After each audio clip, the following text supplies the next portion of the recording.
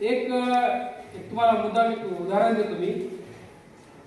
या गंगेच्या पुलाच्या जे पूल होणार होता आपला गंगेचा, त्याचं भूमिपूजन होणार होतं आणि माननीय मंत्री मोहिते साहेब त्या ठिकाणी येणार होते, वरपुरकर साहेब येणार होते. आम्ही शिवसेनेच्या बाब त्याच्यातही होतो आम्ही आणि पत्रकारितेतही होतो. त्यावेळेला मग आम्ही त्यांच्या गाडीवर दगडफेक केली आम्ही. त्याच्यावर आम्ही त्यांच्या गाडीवर दगडफेक केली. सामनामध्ये महाराष्ट्रामध्ये सगळीकडे बातमी आली. त्या बातमीमध्ये आमचे 7-8 नाव आले. शिवमल्हार वाघे असतील, मग आणखी कुणी असेल, यांनी त्या गाडीवर दगडफेक केली. पण त्याचा परिणाम काय झाला, ज्या वेळेस मी एखाद्या पाहुण्याकडे जायचो, कोणाकडे आता तुमची बातमी आली हो, ते तुमचं नाव आलं त्या पेपरमध्ये, किती महत्व होतं त्या बातमीला, त्या पेपरला. आज का नाही महत्व? कारण आपण बदलायला लागलो आहोत.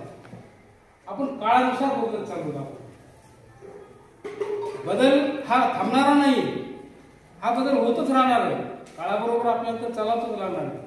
परंतु आपल्याला वर्तमानपत्राच्या, तुम्हाला आजही सांगतो, एवढाले आंदोलिक असतात, लोकसत्ता असू द्या आणि अन्य दैनिक इतकी छान छान आंदोलिक असतात.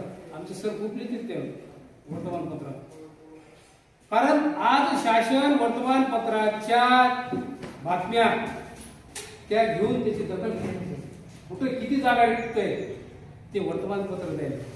मराठवाडा विभागामध्ये शिक्षकांच्या एवढ्या जागा रिक्त, विदर्भामध्ये प्राध्यापकांच्या एवढ्या जागा रिक्त. बातम्या अशा घ्या, याची दखल घ्यावी लागेल. टीव्हीला कधी बघितली आपण अशी बातमी? आपण कधी ऐकली बातमी अशी की या ठिकाणी वैद्यकीय अधिकाऱ्यांच्या एवढ्या जागा रिक्त आहेत? का देत नाहीत तुम्ही? कारण ती मीडिया कुठंतरी वेगळ्या ट्रॅकवर चालली. परत मी सांगतोय, आजही वर्तमानपत्राला आज तुमची खरी गरज आहे.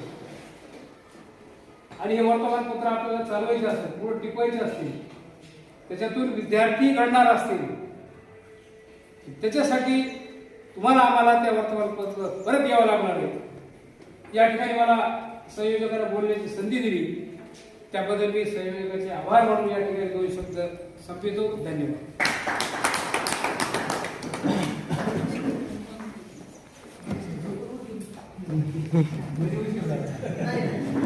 धन्यवाद सर. आधुनिक माहिती तंत्रज्ञानाच्या युगामध्ये प्रसिद्धीची माध्यमं ही फार क्रांतिकारी बदल या ठिकाणी त्याच्यामध्ये झाला आहे. परंतु जी काही नव्यानं पुढे येणारी जी काही प्रसिद्धीची माध्यमं आहेत त्या बाबतीतली विश्वासार्हता ही आपल्याला तितकीशी वाटत नाही जेवढी वर्तमानपत्रामध्ये आहे. आपले अनुभव या ठिकाणी सरांनी आपल्याला या ठिकाणी सांगितले. त्यानंतर मी पत्रकार बंधू गणेश पाटील सरांना विनंती करते की आपण मनोगत व्यक्त करू.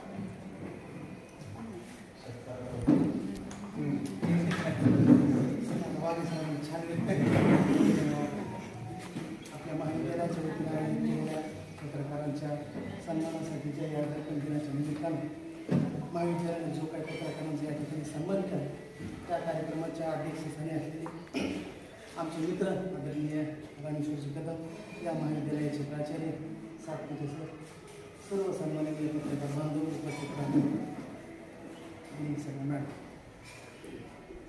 पागे साहेबांनी सुद्धा सगळं सांगितल्यानंतर आपण काय सांगावं. जांभेकरांच्या स्मृतीस या ठिकाणी विनम्र अभिवादन. त्यांच्या कार्याला कर्तृत्वाला जळा देण्याच्यासाठी आणि पत्रकारांची एक जाणीव असावी, पत्रकाराच्या बाबतीतला आपण काहीतरी देणं लागतो ह्या भावनेनं हा कार्यक्रम ठेवला. त्याबद्दल सगळ्यात अगोदर मी महाविद्यालयाचा आभार मानतो. असा सन्मान सोबतमध्ये फक्त तुमचं एक महाविद्यालयच आमचं दरवर्षी करतं, त्याच्याबद्दल आता बदलती पत्रकारिता आहे. पत्रकारे बदलायला लागले, काळ पहिल्यासारखा राहिला नाही. डिजिटल पत्रकारितेचे या राज्याचे पहिले मुख्यमंत्री यशवंतराव चव्हाण सुद्धा काही काळासाठी पत्रकार होते, पण त्यांची पत्रकारिता ही गोपनीय पद्धतीने असायची. इंग्रजांना, इंग्रजी अधिकाऱ्यांना कळू नये याची काळजी घेत होते चळवळीमध्ये काम करत असताना. आणि यशवंतराव चव्हाणांची पत्रकारिता एक चुकीची बातमी त्यांच्याकडून छापण्यात आली. समोरच्या म्हणजे पुण्याला ते फॅक्स जायचे, वाघे साहेबांनी सांगितलं, आणि ते चुकीची माहिती दिली गेली आणि त्या बातमीचा परिणाम असा झाला तिथली चळवळ थोडीशी डिस्टर्ब झाली. ते त्यांच्या मनाला एवढं लागलं. चव्हाण साहेब सर्व कामं सोडून विद्यार्थी कसं असतो ते पुण्याला गेले. पुण्याला गेल्याच्यानंतर त्यांनी जवळपास 3 तास लागले त्यांना त्या वर्तमानपत्राचं कार्य शोधायला. तिथं गेल्याच्यानंतर त्यांनी संपादकाची भेट घेतली आणि त्याच ठिकाणी ती पत्रकारिता संपवली. म्हणजे मी इथून पत्रकारिता करणार नाही. कारण एक विषय असतो लागून राहतो मनाला, आपण काय छापतो काय नाही. आमच्याकडे गुन्हा घडल्याच्या नंतर काही बातम्या येतात आणि मग आम्हाला तपासणी अधिकारी सांगतात की तुम्ही थोडी घाई केली आणि आमच्या ऑफिसवाले म्हणत असतात की पटकन द्या, क्राईमच्या बातम्या सुटता कामा नये. अशा काहीतरी मोठ्या घटना घडल्या की त्या तात्काळ कशा छापून येतील ह्याच्यासाठी आमच्या दैनिकामध्ये त्याच्यामध्ये ती चढावड लागलेली असते. मग आम्ही ती छापून देतो. परिणाम असे होतात की मग त्या तपासणी अधिकाऱ्याला अडचण येते आणि गुन्हेगार त्या ठिकाणी ते पळून जातात किंवा मग जामिनासाठी प्रयत्न करतात. ते अडचण येते तपास करायला. मग अशा अडचणीच्या तपासामध्ये पत्रकाराची भूमिका काय असावी. मोठे मोठे 2-3 साखळी खून प्रकरणं तालुक्यामध्ये झाले होते. त्या ठिकाणी तोही एक वेगळा अनुभव आला. बोंडअळीच्या बाबतीत सोनपेठ तालुक्यातल्या बोंडअळीच्या बातमीमुळं महाराष्ट्रातल्या जिथं जिथं कापूस उत्पादक आहे त्या सगळ्यांना बोंडअळीचं अनुदान मिळालं. हा सुद्धा सोनपेठ तालुक्यातल्या सगळ्या पत्रकारांच्या बातमीचा तो एक मोठा परिणाम आहे. नरवडीच्या शिवारामध्ये 2018 का 17 मला वाटतं बियाणं उघडलं होतं. त्यावेळेस सगळे पत्रकारांचे ते 4 दिवस ठाण मांडून होते. सगळे तालुक्यातले कलेक्टरसह सगळेच जिल्ह्यातले अधिकारी त्या ठिकाणी 3 दिवस तळ ठोकून होते. परिणाम असा झाला की शेतकऱ्यांना पेरणी केल्याच्या नंतरच्या त्या बियाण्याचे पैसे 3ऱ्या महिन्यामध्ये मिळायला लागले. ही एक पत्रकाराची ताकद आहे. पण पत्रकारांना आता काही साधन असतात, काही जणांना वेगळे व्यवसायाचे माध्यम असतात, काही जणांचे वेगळे उत्पन्नाचे साधन असतात. पण असंख्य पत्रकार असे आहेत की त्यांच्याकडं खरंच उत्पन्नाचे साधनं नाही. अशासाठी आमची पत्रकारांची संघटना राज्याच्या आणि केंद्राच्या स्तरावर आम्ही शासनाची भांडत आहोत. आमचे काही वकील आहेत. आमच्याकडे घरकुलं मिळण्यासाठीच्या अडचणी आहेत. आमच्या आरोग्याचे काही प्रश्न आहेत. आमच्या कुटुंबाच्या काही अडचणी आहेत. पत्रकारांना मानधन मिळालं पाहिजे. त्याच्यामध्ये आमचे काही निकष आहेत आणि त्या निकषामध्ये फक्त इथं असलेले संपादक किरण स्वामीच बसतात. कारण त्यांचं स्वतःच्या मालकीचं ते एक पत्र आहे आणि ते संपादक मालक आहे. कारण आमच्याकडं पत्रकारिता करताना आम्हाला प्रवासात सवलत मिळावी हा आमची सरळ साधी मागणी आहे. पण ती सुद्धा शासनाच्या दृष्टीनं आता पत्रकार कोण ही व्याख्याच आमची ठरत नाही. आता तर फेसबुकवर पोस्ट करणारा प्रत्येक जणच पत्रकार आहे. कारण तुम्ही व्यक्त व्हायला लागणार. आता तुम्हाला तेवढे साधनं उपलब्ध आहेत. पत्रकाराला सुरुवातीच्या काळामध्ये वाजेसाहेब म्हणायचे की तसं खेळावर टायपिंग आता ती वेळ राहिली नाही. आता एखाद्याने मेल जरी केला तरी ती एक पत्रकारिता झाली. कारण तुमचा आवाज कुठपर्यंत तरी पोहोचतो आणि तो सर्वसामान्याचा असावा किंवा तुमचा वैयक्तिक असावा तो भाग वेगळा. पण तुम्ही व्यक्त होतात ही सुद्धा एक पत्रकारिताच आहे. त्याच्यामुळं पत्रकार कोण ही शासनाच्या दृष्टीनं व्याख्या ठरत नसल्यामुळं आम्हाला खरं तर ती अडचण यायला लागली. शिक्षकांसाठी मतदारसंघ आहे, सुशिक्षितांसाठी मतदारसंघ आहे, पण पत्रकारांसाठी मतदारसंघ असावा आमची फार जुनी मागणी आहे.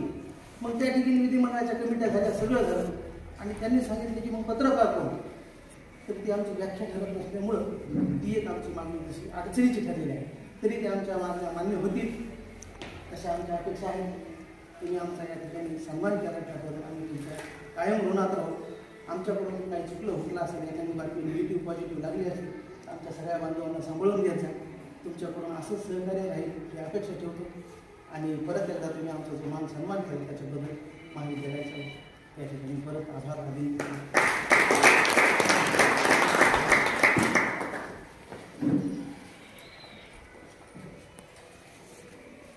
धन्यवाद. समाजामधील समस्या सुरू होत असताना स्वतःच्याही काही समस्या आहेत आणि त्या समस्या सरकार दरबारी मांडून त्या आपल्या समस्या सोडवण्याचं काम सुद्धा पत्रकार बंधूंना या ठिकाणी करावं लागतं आहे असा संदेश या ठिकाणी सरांनी आपल्याला दिला. त्यानंतर गर्जे साहेबांना विनंती करते की आपण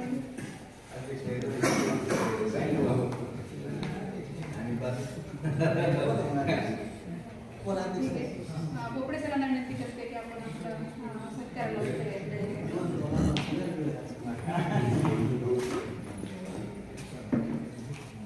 आज बाळशास्त्री जांभेकर यांनी आपण महाविद्यालयाने उत्कृष्ट असा कार्यक्रम पत्रकारांचा सन्मान ठेवलेला आणि आदरणीय व्यासपीठ आमची महत्त्वाचं म्हणजे जळणघळण घडती विद्यार्थी घडवतात प्राध्यापक, गुरुजन वर्ग, माझे सर्व मित्र आहेत, आदरणीय पहिल्यापासून आहेत आणि सर्व विद्यार्थी घडले, विद्यार्थ्यांचे मतदार झाले आणि भरघोस मतांना साहेबांना पण निवडून दिलं. खूप खूप असंच सहकार्य पत्रकारांना एवढं बोलून 2 शब्द संपत. जय हिंद.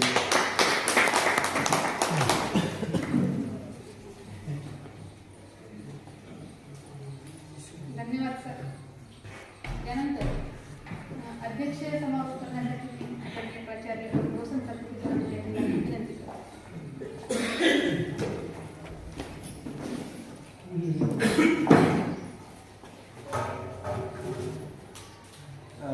दर्पण दिनानिमित्त आज जो आपण हा काही पत्रकार सन्मान सोहळा आयोजित केलेला आहे, त्या सोहळ्याच्या प्रसंगी उपस्थित असलेले या कार्यक्रमाचे अध्यक्ष म्हणून लाभलेले या संस्थेचे कोषाध्यक्ष माननीय रामेश्वररावजी कदम साहेब, या कार्यक्रमासाठी ह्या तर बाबी आहेतच. वाघे साहेब जरी म्हणले असतील किंवा तुमच्या सासू तर तुम्हाला बोलले नाही, ते सर्वांच्या सासूशी बोलत होते त्या ठिकाणी, कारण बऱ्याच वेळेला गैरसमज होण्याची शक्यता असते. त्यामुळे सासू ही पर्टिक्युलर तुमची म्हणून नाही, सर्वांच्या असं बोलत असताना माणूस म्हणते तुमच्या सासू म्हणून बाहेर गेल्यानंतर लगेच जर कोणी अनुदर्शन घेतलं त्या ठिकाणी की बाबा वाघे साहेबांना असं बोलायला नाही पाहिजे, तर माझ्या सासूचं काय माहिती त्यांना.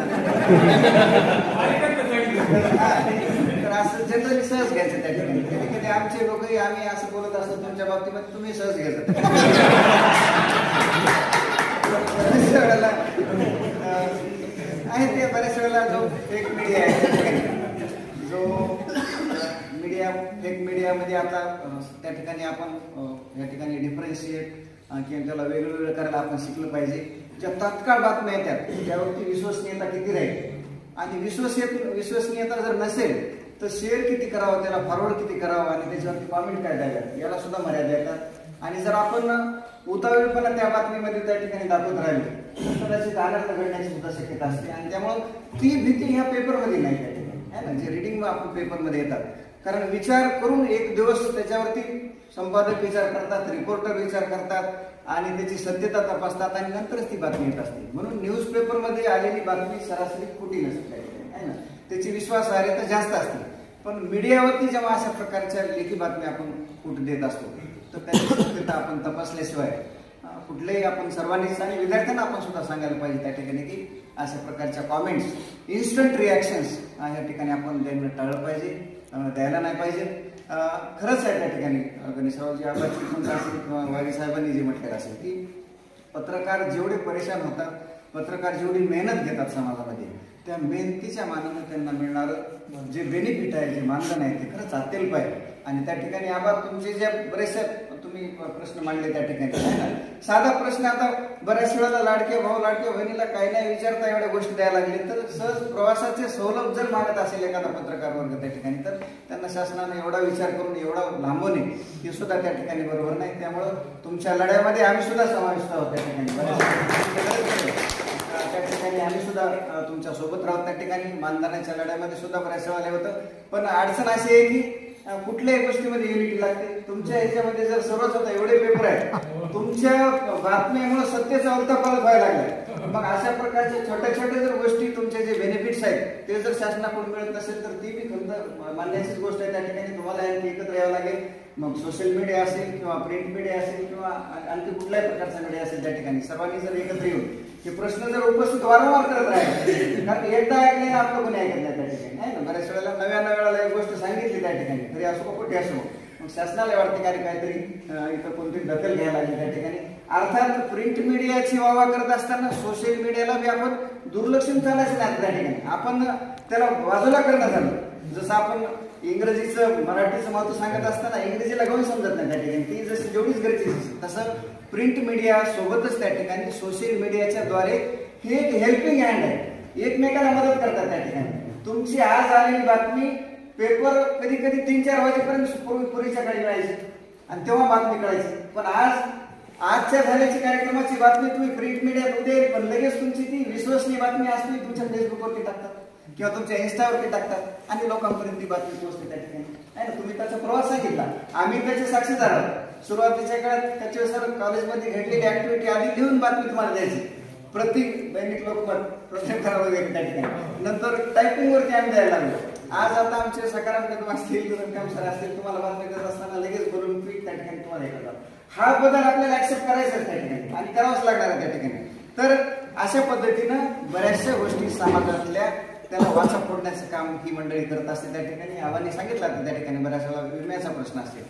बऱ्याच वेळेला हे विम्याचे प्रश्न ह्या प्रिंट मीडियातून उठवल्यामुळे बऱ्याचशा खूप अशा शेतकऱ्यांचा फायदा झालेला आहे त्या ठिकाणी. गंगाखेडला विशेष करून असाच अन्याय झालेला होता. सुभाष कदमने वगैरे हे जे प्रश्न उपस्थित केले त्या ठिकाणी आणि मीडियाने त्याला उचलून धरलं. तर या अनुषंगाने खूपशा अशा शेतकऱ्यांचा त्या ठिकाणी फायदा झालेला आहे. बऱ्याचशा वेळेला रोडच्या बाबतीमध्ये सुद्धा तुमचा संघर्ष पाहिलेला आहे त्या ठिकाणी. लावून धरलेल्या आहेत बऱ्याचशा गोष्टी. अधूनमधून तुम्ही बातम्या देत असता त्या ठिकाणी की सोनपेठच्या रोडवरती म्हणजे बदल त्या ठिकाणी पॉइंटमध्ये डबक्यामध्ये पोहतात. ती बातमी आम्हाला एका ठिकाणी लावली होती आणि लाजून काढून मुरमाची ट्रिप टाकली पण त्या ठिकाणी बऱ्याचशा लोकांनी घेतलेले. तर या बाबी अनुषंगाने होतच असतात. बियाणे असतील, ऊसाचं आंदोलन असेल, ह्या असंख्य असते. ह्या गोष्टी कळत नाहीत. पण यांचं महत्व हे नसल्यावरती कळलं पण असल्यावरती बऱ्याच वेळेला कळत नाही. जसं मुलाला आई वडील असल्यानंतर काय वाटत नाही त्याचं त्या ठिकाणी पण 15 दिवस जर गावाला गेले तर मग तो कासावीस होतो. तसं पत्रकार मंडळीचं समाजासाठी महत्व आहे त्या ठिकाणी. त्यांची तेवढीच गरज आहे त्या ठिकाणी. म्हणून निश्चितच आपण त्यांचं या ठिकाणी सत्कार समारंभ किंवा त्यांना ऍटलिस्ट एक जाणीव व्हावी किंवा पत्रकार दिनाच्या निमित्तानं समाज आपलं काहीतरी लागतो, आपल्याला कोणीतरी त्या ठिकाणी विचारतं, सन्मान करतो आणि एक त्या अनुषंगाने आमचा एक छोटासा प्रयत्न असतो दरवर्षी की कोणत्या ना कोणत्या माध्यमातून. असं तर प्रत्येक वेळेला तुम्हाला आम्हाला बोलवून होत नाही. पण कोणत्या कार्यक्रमाला 1-2 पत्रकार, दुसऱ्याला दुसरे 1-2, तिसऱ्याला तिसरे 1-2 असा करण्याचा आमचा मॅक्झिमम प्रयत्न असतो. बरेचसे काही फुल टाईम पत्रकार नाहीत, काही व्यवसाय पाहतात त्या ठिकाणी, त्यामुळे त्यांनाही काही बऱ्याचशा वेळेला वेळ मिळत नाही. अर्धे पत्रकार माझे विद्यार्थीच आहेत त्या ठिकाणी बऱ्याचशा वेळेला आहे ना. त्यावेळेला आता मला कळालं दाबोली नावाचा विद्यार्थी आता विद्यार्थी म्हणून खूप आगाव होता त्या ठिकाणी. पण तो आगावपणा पत्रकारितेमध्ये कामाला येतो हे मला आता कळालं त्या ठिकाणी. इथून पुढे माझे जे जे कोणी आगाव विद्यार्थी असतील त्यांना मी सन्मान करणार त्या ठिकाणी. पुढे चालून दाबोली होणार आहे ना. तर या अनुषंगाने सुद्धा त्यांचं महत्व त्या ठिकाणी किरण स्वामी असतील, आपला गजानन असेल, हे सर्वच विद्यार्थी. गजानन शांत होतात तर शांत पद्धतीनंच तो आपल्या पत्रकारिता त्या ठिकाणी करतो त्या ठिकाणी. त्या माध्यमातून आम्हाला कधीच तुमचा त्रास झालेला नाही. उलट आमचाच तुम्हाला झाला असेल. उलट आम्हाला फोन येतात भावी अरे सर तुमची ऍक्टिव्हिटी एक असते 7-8 पेपरमध्ये बातम्या नाही सर त्या ठिकाणी. तर हा आमचा सन्मान आहे त्या ठिकाणी. तुम्ही केलेली मदत आहे त्याचा आम्ही तर पूर्णपणे उत्तर होत नाही त्या ठिकाणी, होऊ शकत नाही त्या ठिकाणी. पण एक छोटासा आमचा हा प्रयत्न असतो. म्हणून माझ्या सहकार्याच्या वतीनं आज आम्ही असा विचार केला त्या ठिकाणी किंवा विद्यार्थी नसतील तरी आपण या ठिकाणी वेगळ्या स्वरूपाच्या कार्यक्रमाचं आपण आयोजन करून पत्रकार बंधूंचा आपण सन्मान करू आणि माझ्या सर्व सहकार्यांनी या ठिकाणी उपस्थित राहून हा प्रयत्न आपण या ठिकाणी केलेला आहे. पत्रकारांच्या सन्मानार्थ संदर्भाने काही 1-2 गीतांच्या ओळी आहेत त्या ठिकाणी मी तुमच्या सन्मानार्थ या ठिकाणी बोलू इच्छितो. सच की आवाज लेकर चलते हैं हम, अंधेरे में भी उजाला करते हैं हम. सच की आवाज लेकर चलते हैं हम, अंधेरे में भी उजाला करते हैं हम. कलम हमारी, सवाल हमारा, जनता की बात कहे जाते हैं हम. न डर से झुकना, न लोभ में बहना, यही तो सीखा है हमने सदा. सच को सच और झूठ को झूठा कहना, यही है पत्रकार की पहचान सदा. सच की आवाज लेकर चलते हैं हम, अंधेरे में भी उजाला करते हैं हम. लोकतंत्र की रखवाली करते हैं हम. नमन है उन पत्रकारों को जिनसे जिंदा है हर एक कलम, जिनसे जिंदा है हर एक कलम. या पद्धतीने आपण आलात, आमचा सन्मान आपण स्वीकारला, त्याबद्दल सर्वांचे पुनश्च एकदा खूप खूप आभार.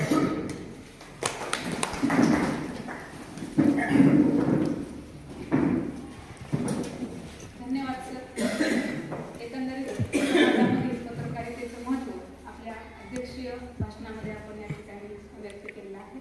यानंतर आजच्या या कार्यक्रमाचा शेवटचा टप्पा म्हणजे आभार व्यक्त करण्यासाठी मी प्राध्यापक डॉक्टर जाधव सरांना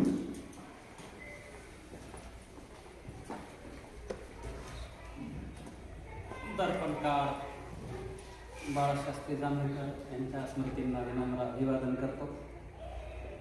त्यानंतर तेवढ्याच ताकदीनं ज्यांची पत्रकारिता महाराष्ट्रभर नाही तर भारतभर घुमली असे भारतरत्न भारतीय राज्यघटनेचे शिल्पकार डॉक्टर बाबासाहेब आंबेडकर यांची पत्रकारिता, त्यांच्या पत्रकारितेला विशेषतः विनम्र अभिवादन करतो. संस्थेचे सन्माननीय कोषाध्यक्ष माननीय श्री रामेश्वरराव कदम साहेब, महाविद्यालयाचे प्राचार्य आणि कार्यक्रमाचे अध्यक्ष सन्माननीय डॉक्टर वसंतराव सातपुते सर, कार्यक्रमाचे संयोजक, IQC समन्वयक, आमचे मित्र प्राध्यापक डॉक्टर मुकुंदराज पाटील सर, व्यासपीठावरील सर्व सन्माननीय पत्रकार गण, तालुका पत्रकार अध्यक्ष आमचे सन्मित्र श्री भागवतराव पोपळे, व्हॉइस ऑफ मीडियाचे जिल्हा उपाध्यक्ष आमचे मित्र श्री गणेशजी पाटील, ज्येष्ठ पत्रकार श्री शिवमल्लाजी वाघे, बाबासाहेबजी गर्जे, सिद्धेश्वरजी गिरी, सावंतजी, नागुरेजी, नाईकजी, आमचे प्रशांत बिराजदार, चिकनेजी, मुंडेजी, आपण सर्व सन्माननीय कल्याण वाघमारेजी आणि तुमच्यामध्ये बसलेले माझे सहकारी मित्र ते MN न्यूजचे सर्व नरवटेजी, माझे सहकारी मित्र प्राध्यापक डॉक्टर अनखान सर, प्राध्यापक डॉक्टर मंगळे सर. आता विचारांची मैफल भरलेली असताना आणि गणेश पाटील आता मला भरपूर बोला, आमच्याकडे भरपूर वेळ आहे आणि भागवत पोपडे काही बोलले, परंतु असं म्हणल्यानंतर मी काही ओळी तुम्हाला, कारण प्राचार्य सर आमचे उत्तम वक्ता आहेत, चांगले विचारवंत आहेत आणि चांगले शिक्षक आहेत आणि त्यांनी काय बोलावं हे त्यांना बरोबर माहीत आहे. आणि मला कार्यक्रमाला येण्यापूर्वी 5 मिनिटांनी पाटील सर म्हणाले आभार प्रदर्शन करा, म्हटलं हो काही हरकत नाही. आणि आल्यानंतर काही ओळी मी दिल्या, कारण तुम्ही पत्रकारा स्तंभले सन्मान व्हावा न व्हावा तो बाप गौण आहे, परंतु मला आज सकाळपासून 7 फोन आले, तेही दैनिक ज्या वर्तमानपत्रात, जे वर्तमानपत्र तुमच्यापर्यंत येतं की नाही माहीत नाही, परंतु सम्राट जे आहे त्या सम्राट दैनिक वर्तमानपत्रामध्ये माझा क्रांतिज्योती सावित्रीबाई फुले यांवरचा लेख जर तुम्ही वाचला तर तुमच्या डोक्यामध्ये झणझण झाल्याशिवाय राहणार नाही. मुंबईवरून आज कल्याण, मुंबई, ठाणे इथून सकाळपासून 7 कॉल्स आहेत आणि वयस्कर माणसांचे आहेत, कारण तुम्हाला काय माहिती ना मला कोणाची कॉल्स येतात सांगितलं आणि त्याचं रेकॉर्डिंग सुद्धा आहे. ओके, त्याच्यामुळं नाही मॅडम नाही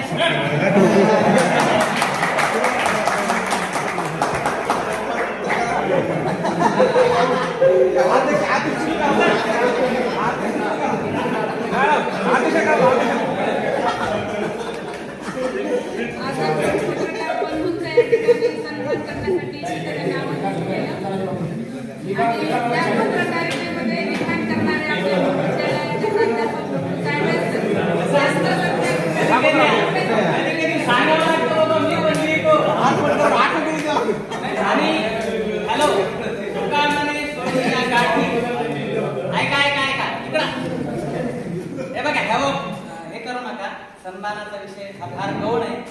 मला परवा 100 किलोचे हार पडले, फोटो दाखवू का? सावित्रीबाई फुले जयंतीच्या कीर्तनाला गेल्यानंतर 100 किलोचा हार घातलेला आहे. सन्मानाचा केला नाही, हे पण माहीत व्हायला पाहिजे.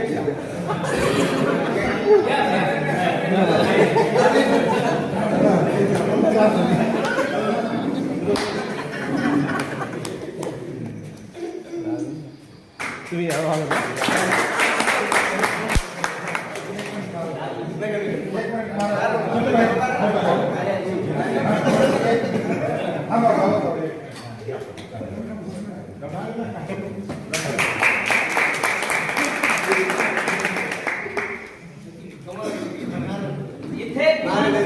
इथे फुलांचे हार कशाला, आभारांचे हार कशाला, हृदयात घर बांधूया त्या घराला दार क्षमा करा, कारण ही विचारवंतांची मैत्रीला आहे. विचारवंत जेव्हा एकत्र बसतात तेव्हा विचारांचं चिंतन मंथन झालं पाहिजे. तुम्ही बातमी छापता तर तुमच्यापैकी स्तंभलेखन पण करा. तुम्हाला एक उदाहरण आणि माझ्याकडे काही उदाहरण आहे, तुम्हाला सांगतो मी काय वाचतो आणि कोण माझ्या आहे.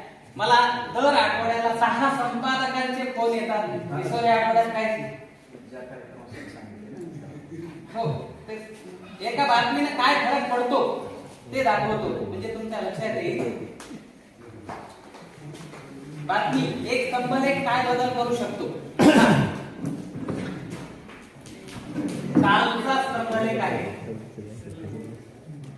कालचा स्तंभलेख आहे दैनिक आधुनिक केसरीचा. वाचायला येते का तुम्हाला? आता मी वाचून दाखवतो जोरात. सुनील पाटलाचं आहे का? बिनविरोध निवडणूक लोकशाहीतील पर्यायांचा कोड. सुनील पाटलाचं आहे ना? वाचलाय सगळ्यांनी. सुनील पाटील याच्यातले. डॉक्टर सुनील पाटील हा. याचा परिणाम काय झाला माहितीये का? सगळ्या बिनविरोध निवडणुका न्यायालयात. कशाला तुमच्या बातमीची विश्वासार्हता आणि बातमीचा परिणाम काय आहे हे आपण सगळ्यांनी लक्षात घेतलं पाहिजे. लेखनीने क्रांती घडली, जाता जाता सांगतो, लेखनीने क्रांती घडली, लेखनीने भ्रांती सरली.